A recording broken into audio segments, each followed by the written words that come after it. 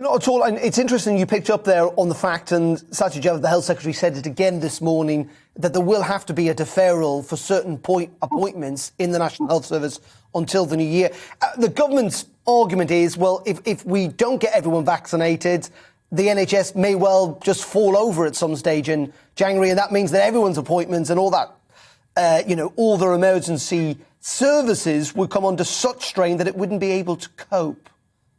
I think the problem is that the evidence simply doesn't point that way at the moment. I mean, we know Omicron is very, very, very transmissible. We get that. But there is no evidence at all that it's a particularly a nasty strain. And in fact, most cases are extremely mild. So you've got to balance that against taking action which could grind the NHS to a halt in a lot of other areas. And I am not persuaded that the government is getting it right at this moment, by which I don't mean the booster vaccinations. That's absolutely fine. But putting everything into that is it's actually going to cause, and is already causing, a rise in deaths from other diseases.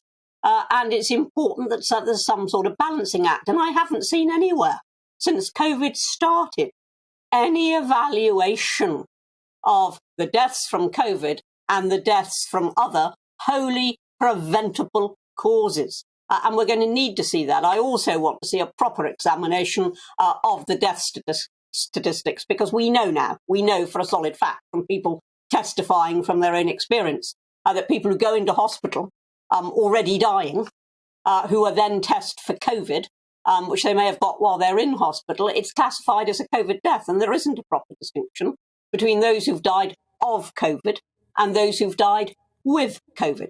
And I say again, I know I'm a bore on this subject, but just look at the small print under the BBC figures, which you see every day, which the BBC refuses to read out, which is deaths for any reason within 28 days of a positive test. The BBC leave out for any reason, but for any reason is crucial.